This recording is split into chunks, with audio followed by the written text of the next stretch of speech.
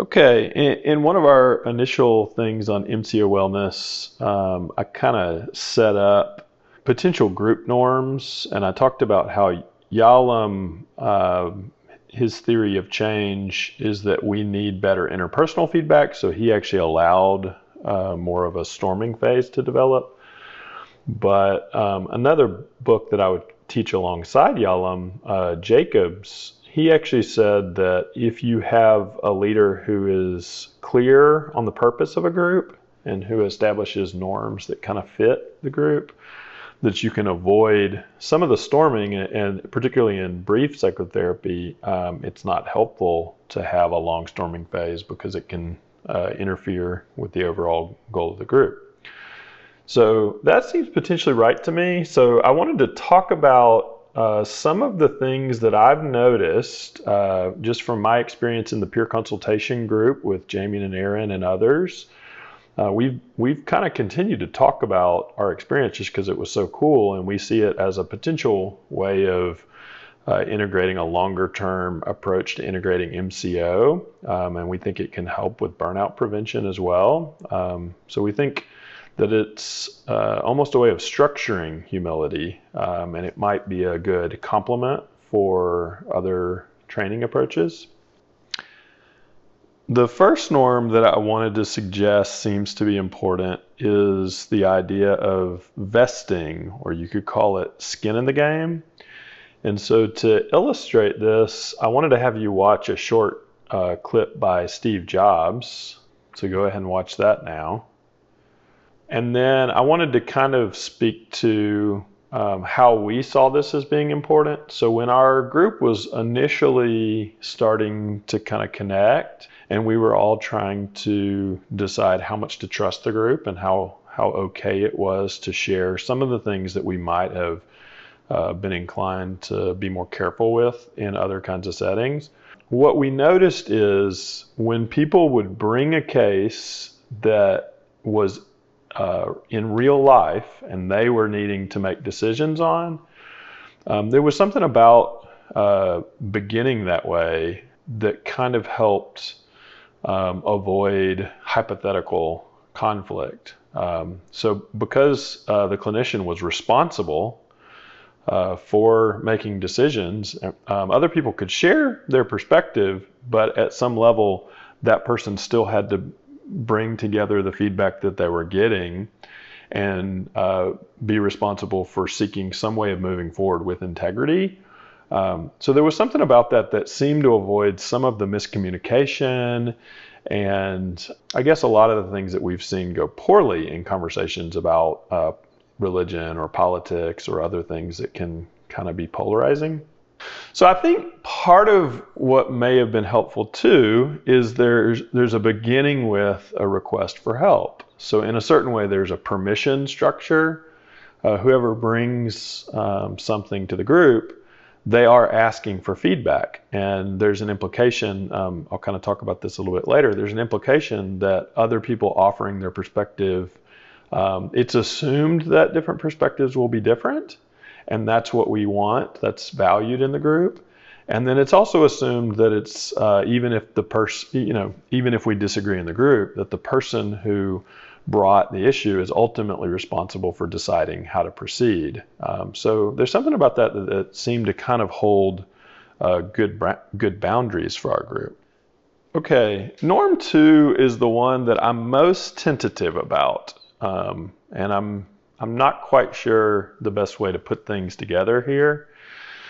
So my strategy is going to be to talk to some people that share a similar worldview as me, and also people who are coming from very different perspectives. Part of what I'm wanting is just feedback on what makes sense, as well as how to generalize some of the principles that I'm trying to get at here. So what I wanted to start, so the norm is let's agree as a group to be humble about our normative assumptions. And what I mean by normative assumptions is like our core philosophical assumption. So if you were to kind of ask why 5 times, my dad used to kind of emphasize that principle. of kind of getting to the bottom of an issue. So you kind of keep asking why. If you were to kind of go as deep as possible, at some point, we may all, if we're smart, intelligent, kind of thoughtful people with high integrity, which is kind of what we want to assume from our good friends, then we could actually just differ in some fundamental assumptions about the world. And if you kind of get deep into different philosophical arguments, I think many philosophers think that there are things like assumptions that end up, you could, if you differ on some of these kind of foundational ideas, you could have integrity in the way that you're thinking about things, but end up in a different place. So that seems right to me. There's an annual review that when we were writing one of the chapters of the Cultural Humility book, I read this pretty closely, and part of what it was showing is that at some level, anyone starts to have more rigidity and kind of an epistemic closing off in areas of strongest conviction. So we actually bear more in common than in different. In terms of what happens to us mentally and cognitively and even affectively with our kind of strongest moral beliefs. So I would encourage you to read that paper so we'd have a bit of a shared language. So that's a bit of a problem in counseling roles and leadership roles, because if you were to kind of end up engaged with this kind of fundamental moral disagreement, and you're trying to not abuse your power or impose your values, as we're committed to do in our roles as psychologists, then there's a question of how to approach that. Like, what do you do in the moment to kind of slow down that cognitive process? And really, that's a lot about when people are doing research on intellectual humility, what we're trying to learn more about. So a lot of the work on cultural humility focuses on the interpersonal expression of humility around cultural differences. But where we're starting to explore more now is, what are the metacognitive skills? What's happening kind of moment to moment in someone's own process? And so if you think about this from the perspective of MCO, recognizing cultural opportunities, that's actually a metacognitive process. And then also the process of coping with cultural discomfort, that's also a metacognitive process. So when you notice kind of different feelings, shame, guilt, anger, that are difficult interpersonally, there's a need for you to fairly quickly understand how to kind of process those feelings. And if you just go into kind of autopilot mode, then you may not like what comes out. Any kind of bad habits that you have socially would just, happen to come out. So that's kind of the setup on Norm 2. There's a paper that's kind of been in the back of my mind for a while on ethical bracketing, which I think they were drawing from a term from kind of qualitative methods and a way of trying to kind of keep a type of objectivity. So I'm not sure I fully understand the implications, but I've kept wrestling with that and going back to it. And in the most recent version of the book, we kind of try to negotiate the language a bit. We use the term ethical balancing. And this is probably starting to draw on some of the language from Steve Sandage's group, dialectical kinds of thinking and wisdom, trying to balance potentially different virtues and different aspects of a situation. So it kind of acknowledges how contextual these things are. But that's kind of the issue that I'm wrestling with. What do you do in those moments where you have insight to know that you're having kind of a moral reaction, and there's you can kind of feel the all of the things in your body that happen when your strongest convictions are kind of stirred up, and it seems like something wrong is happening. So what I wanted to kind of say next in this area is I wanted to kind of have you engage a few different ideas that I'm thinking about, just so you can give me feedback. So I'll talk you through the different things, and then maybe we can just talk about it. So one is there's a video. The other day I heard Emerson in the back of the car singing this, Minecraft song. And it kind of reminded me of the first challenge that we're developing for the MCO network. And I kind of teased this in the lecture that I gave for my lab, just kind of talking this through. So when we, even as little kids, have something that we really enjoy and like, I just heard him, kind of singing this song in the back of the car, and I thought it was so cute. But there's part of me, like this is what I believe, and I'm kind of curious to kind of learn about this from other people, see what they think.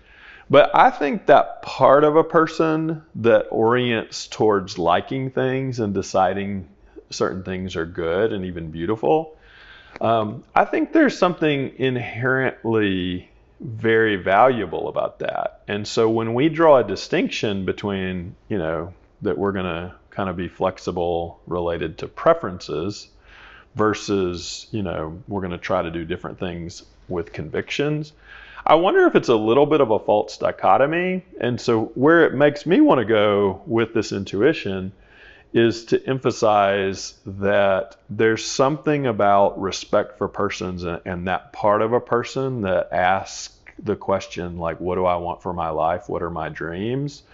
That even preferences, of course we disagree on preferences and we kind of understand that, but even those signal a deep level of dignity about persons. So you can look to a range of people. Carl Rogers seemed to have kind of a similar intuition that if we can help to shift out of the bad habit of instrumentalizing our approach to listening to other people, and if we can treat the voice and the perspective of another person describing their experience with almost a sacredness, a highest level of honor and respect. Even if we fundamentally disagree and we think it represents everything wrong with the world, I wonder if we can establish a shared agreement that part of a person that is able to orient towards what they think is good has a certain intrinsic value that kind of precedes. I think we all, in theory, agree that people can, kind of go off course in their life and fail to become what they could have been.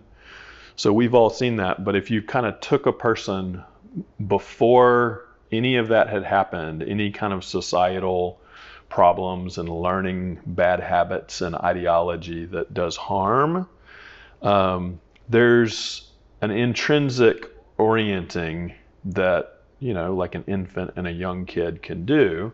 And, can we agree that even after a person may have been harmed by life in various ways, that a person still has some aspect of that dignity and deserves a respect, and in a certain way, for us not to treat a person based on that part of themselves is actually potentially harming ourselves more than just harming the other person. So I wonder what some people think about that idea. I wanted to share a few other things that I've engaged over the last couple of years that kind of get me in the ballpark of this, and it doesn't feel like I'm quite doing psychology. So I pulled a clip kind of what I call the polar bear problem. So you can listen to that, but the gist is, how is it that you answer the question, why is it that it's not okay, it's wrong for people who have the power to kind of take what they want, just to do that? Why can't we just walk away from any kind of social contract and agreement if it doesn't suit us? And I think whatever intuitions come up, that's starting to tap something like an ethical core. If you want to hear me trying to start to articulate this and also teach my friends and colleagues who came to kind of a mini conference at, in Atlanta, then, listen to the tribute I gave to my mom, and I'm kind of describing an aspiration to be willing to have the courage to critique my own cultural group. So this is, at least where I am right now, something that I'm leaning into, and I'm watching how other people do it. It seems to require quite a bit of creativity for people to work in that space of building bridges, and in particular focusing on calling one's own, where you have particular influence, using that influence to call, people who respect you the most to a higher standard of treating other people. There's a couple of sermons by Martin Luther King that I think are really interesting. One, he has a way of framing issues related to humility. The second one, there's an analogy that he uses about two cars driving on a highway. And he basically says that if both people turn their high beams on and kind of get into an escalation of putting light on each other, you'll end up, his brother, I think it was his brother who told him, you'll end up with too much light on the highway. I wonder if something like that is related to the problems that we're having with group polarization. So this might not be a new problem. And it's interesting to hear one of the great speakers from the U.S. history kind of trying to describe this to people who are trusting him spiritually. I think several years ago, as I was starting to figure out ways of talking about this aspect of things, I heard a talk with Tim Keller, who's a Christian pastor. He passed away recently, and Jonathan Haidt, who was kind of one of the early adopters of starting to offer critiques of DEI in higher education. So I was curious what they would talk about, and there's a lot within this kind of debate or exchange that got me thinking along these lines. And I guess the open question I had, and I actually think it was something that Tim Keller said at one point, I think he invited people to bring from their traditions, where is it, what resources do we have available within our traditions to build, I forget how he phrased it, but essentially build grounds for cooperation and trust with each other, rather than kind of an escalation of polarizing conflict. So, just to kind of cite the kinds of things that have gotten me thinking in this direction, these are some of the sources that I've been thinking about, and I wanted to invite some of my friends to share.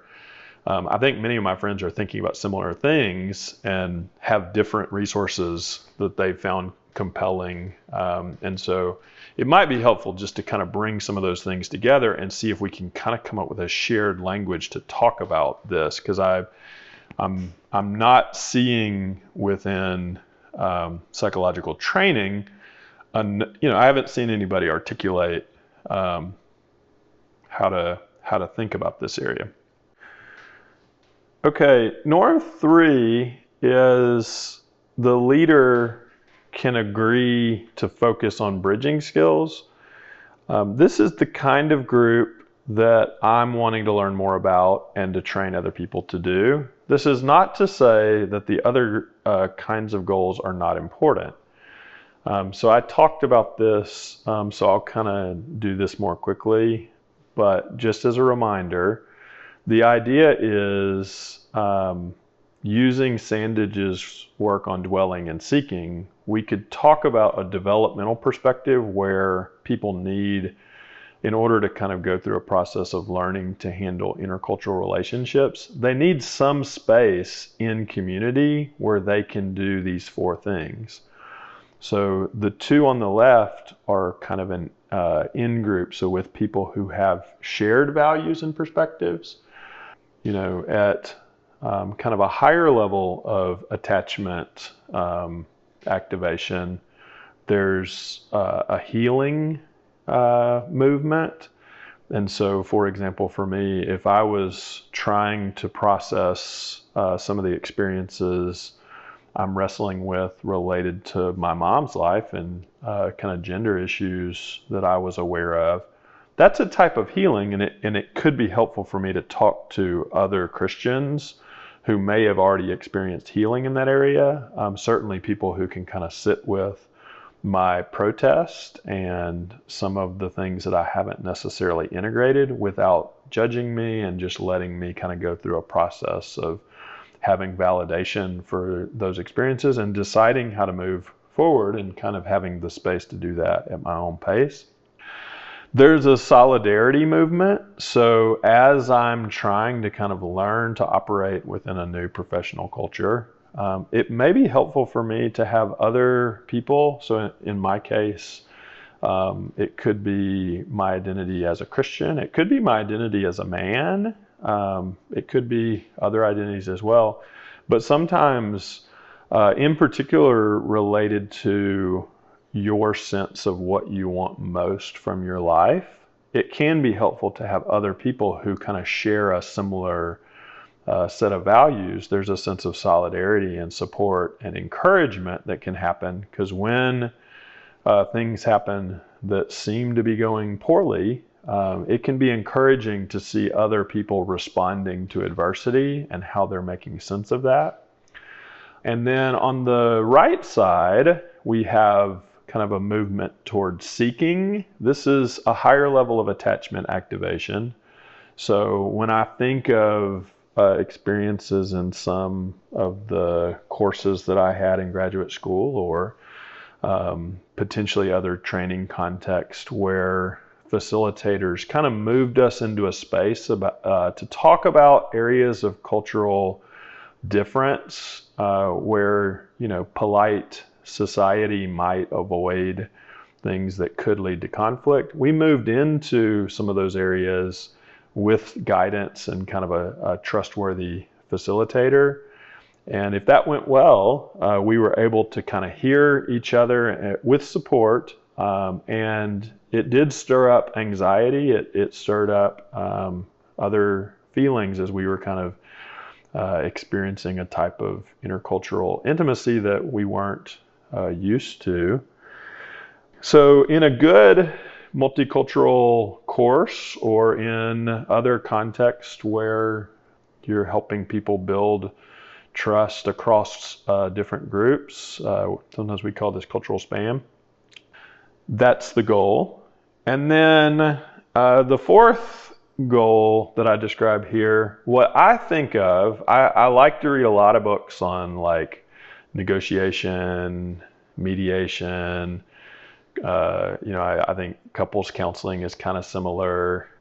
So the task is, when there's potential for an impasse, if you have people who are highly skilled, sometimes they can facilitate a process where you can surface the interests that different people have and not get stuck in a type of escalation of conflict that cuts down on creative options. So in some cases, maybe it is true that there are zero-sum conflicts where it's just not possible to kind of move forward without highly conflictual interactions or kind of competition. But in many cases, when trust breaks down, what they found, and this is kind of documented in empirical work on negotiation, people move away from even considering some of the win-win possibilities because trust is so damaged between the leaders that are kind of negotiating options. So part of what I'm wanting to learn to do, and kind of an application of MCO beyond one-on-one therapy, but as we start to think about couples, groups, and maybe even leadership roles that a psychologist or other helping professionals might take on, I'm wanting to start to integrate knowledge about how to have almost like an ambassador mode that people would move into. And the idea that I had in mind is, instead of kind of a pattern of on my lab, we have one of the norms that we kind of pulled from Wolf's writing is that a commitment to compare, it's basically a commitment not to compare the worst practices of another group to the best practices of your own group, but in a certain way to almost flip that. So to be critical of your own group when you fail to live up to your highest ideas. And it's a commitment to critique your own side more harshly and engage kind of the best and the highest from another side.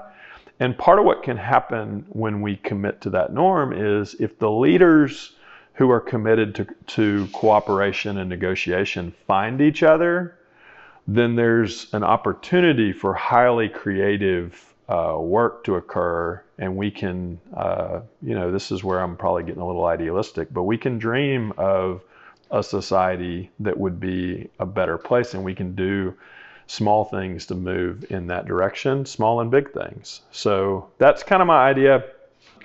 The other thing I wanted to kind of share in that discussion is when I think about problems related to burnout, it seems like you have similar problems no matter what the context. If you're thinking about schools, if you're thinking about businesses, if you think about, training directors and counseling psych, if you think about higher ed leadership.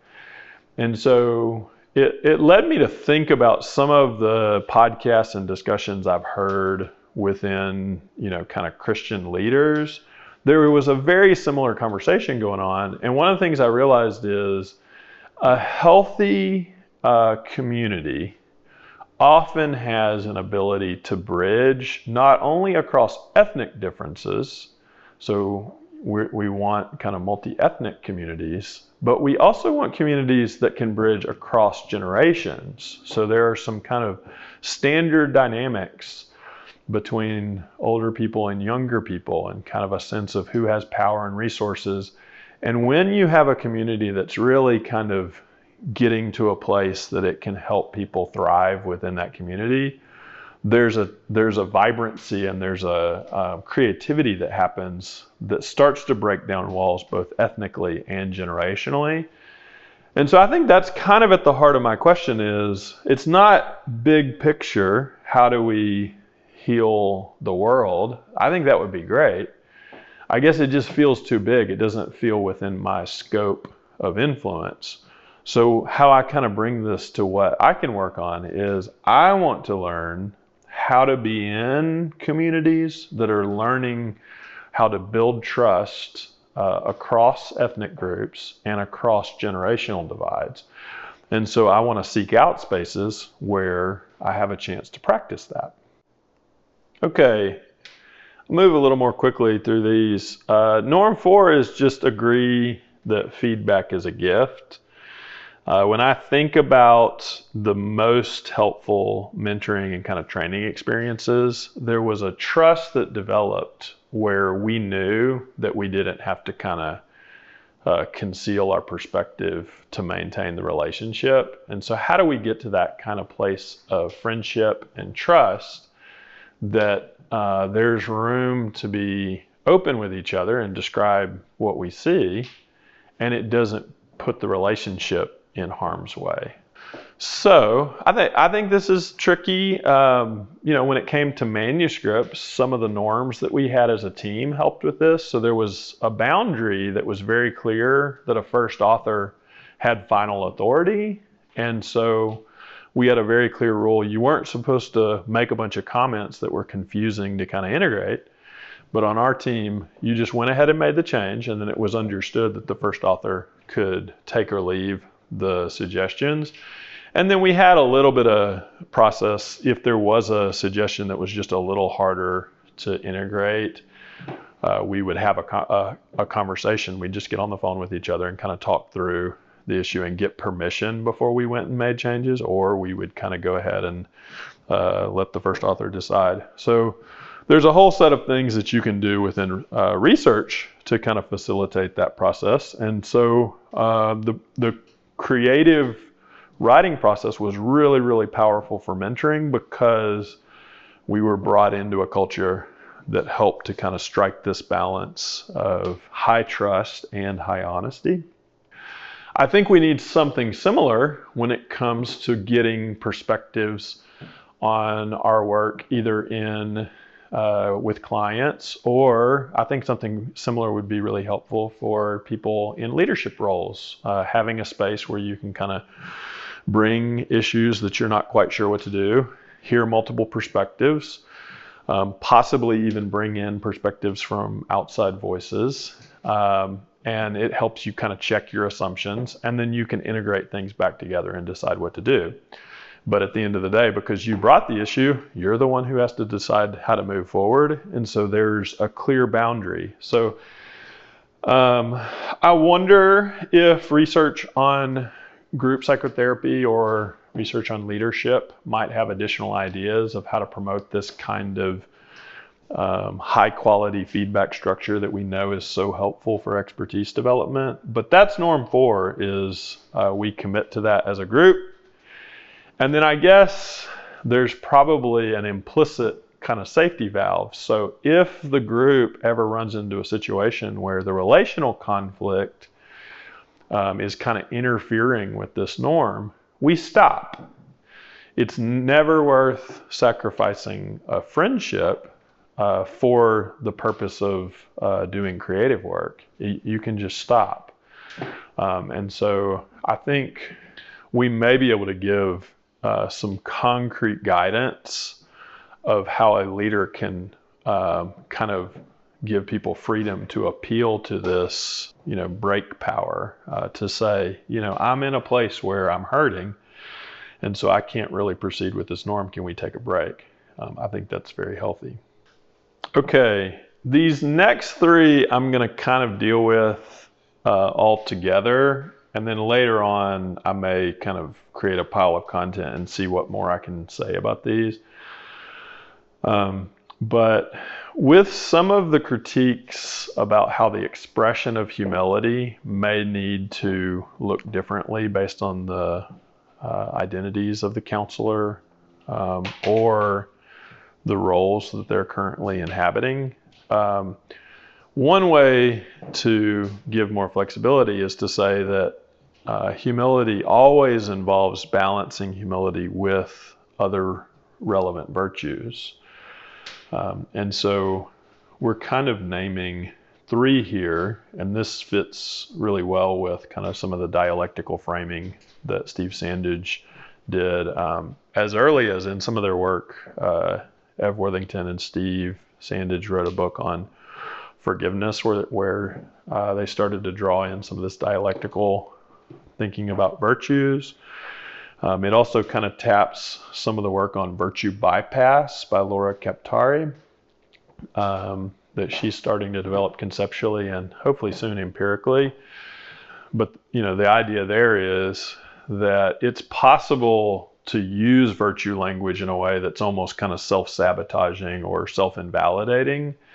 And what can happen for a person is when there's strong values within a community, or it could be a family or a workplace, the language can be used in a way that's almost ego dystonic versus syntonic. It's used coercively.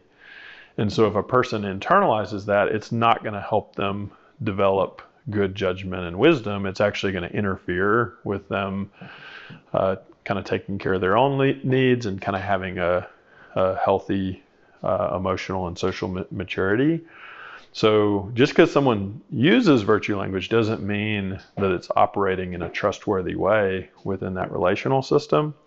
So that seems really important, and I think we can try to give people some principles to think about this, and I want to read a lot more. And within philosophy and psychology, I think there are kind of more technical arguments. What I'm looking for is how do we distill some of the information that would be most practically useful so that people can kind of in the heat of the moment make some of these decisions and even develop practices that would help them train to kind of balance some of these things well. So One of them is balancing hope and humility, and I have a couple of examples here, and I'd like to get a lot more. The example that I use is kind of an in-group critique within Christianity of political polarization. And they end up having the leaders kind of identify with a way of falling short of balancing the two. So if you have hope without humility, you'll be combative. If you have humility without hope, you'll get discouraged and exhausted. And then if you are low in both, you'll be in a place of cynicism. So the leaders kind of acknowledge that in times where they were struggling, they kind of fell into one of these three ditches. I think that's quite good, and I think we could use that kind of 2x2 to develop practical guidance with a number of these dialectics. For the kind of dialectic of humility and courage, I would point you to a talk that Karen Tao gave at the Danielson Institute, and she also gave a talk for MSTAR with similar themes, and she even gives very practical suggestions on kind of how to lean into attending to your own experience so that it kind of slows down this process and you can kind of balance a cultural fortitude with humility. So that's excellent. And then the other kind of dialectic that we could try to elaborate on, and there may be others that would kind of make our list. So I don't really want to have like 800 potential norms. So my goal is to kind of generate possibilities and then to kind of focus on the ones that seem like they might be most practically helpful. But one area is the issue of balancing confidence with humility. So here we have some literature, both from the leadership literature and even work on psychotherapy, that shows, we know that some level of self-efficacy and confidence is contagious and helpful, and good leaders have that. And so in a certain way, there's common factors work. If you trust in the approach you're using, clients pick up on that, and that's a part of what ends up giving them hope is they see your hope. So there is something important about having a degree of confidence, but that has to be tempered with a type of tentativeness where when things are not working, you're willing to change perspectives. And so there is a type of therapist doubt, from Brad Owen's work on organizational leaders, there is a type of humility in leaders that can soften some of the problems with, some of the traits that leaders have when they're selected. So kind of high competent, high driven people, we know this from Good to Great from Jim Collins. Those people, they're often selected as leaders. You look for people that have these qualities. But if those people don't also have the ability to balance that out, at some point they may kind of hit a wall. On the other hand, the leaders who keep growing, they've got this kind of balance of qualities. You see something similar, I can share a talk by Ken Rice on adaptive perfectionism. It's a similar storyline. So people who are driven to excellence and who have a type of grace and compassion for themselves, they're the ones who end up showing better outcomes. On the other hand, it's pretty costly interpersonally and intrapsychically to be driven and not have a pressure release valve. I almost think of like a engine on a hot day. If you don't have enough oil, it kind of overheats and there's not a regulation capacity. So it's kind of a self-regulation problem. So these are the 7 norms that I kind of wanted to start with. And I'm planning on talking with some of my MCO friends just to see if we have some shared intuitions about how to refine this list so that we could kind of include it in ways of teaching other people how to set norms that fit this kind of bridging goal.